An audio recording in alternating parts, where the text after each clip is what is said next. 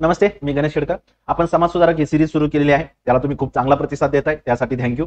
इथून पुढे या सिरीजला लाईक, शेअर, सबस्क्राईब करत राहा. तुमच्या काही सूचना असेल तर तेही सांगत जा. कुठल्या याच्यावर व्हिडिओ पाहिजे तेही तुम्ही आम्हाला आवर्जून सांगत राहा. आज आपण या सिरीज मधले 22वे समाज सुधारक न.ची. केळकर यांची ओळख करून घेणार आहोत.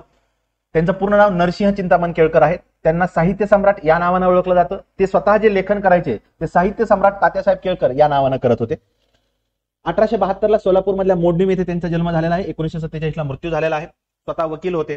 लोकमान्य टिळकांच्या मराठा आणि केसरी या दोन्ही वृत्तपत्राचे ते संपादक राहिलेले आहेत. पुणे नगरपालिका ते उपाध्यक्ष आणि अध्यक्ष राहिलेले आपल्याला पाहता येतात. 1918 काँग्रेस आणि होम रूल लीग यांच्या माध्यमातून जे शिष्टमंडळ परदेशात गेलं होतं त्याचे सरचिटणीस ते राहिलेले आहेत. 1920 टिळक पर्स फंड त्यांनी स्थापन केला होता. त्याच्या माध्यमातून 3 लाख रुपये त्यांनी टिळकांना हस्तांतरित केलेले आहेत किंवा त्यांना दिलेले आहेत. 1921 जे बडोद्याचं अखिल भारतीय मराठी साहित्य संमेलन झालं त्याचे ते अध्यक्ष होते.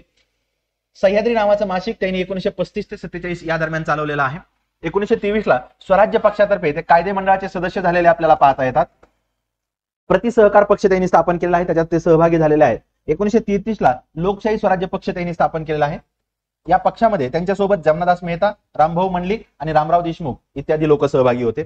त्यांचे 2 नाटकं प्रसिद्ध आहेत, तोतयांचं बंड आणि कृष्णार्जुन युद्ध. लोकमान्य टिळकांचं त्यांनी लिहिलेलं चरित्र फार प्रसिद्ध आहे. अशा प्रकारे न.ची. केळकर यांच्याविषयी परीक्षेच्या साठी जी आवश्यक माहिती आहे ती आपण इथं कव्हर केलेली आहे. थँक्यू.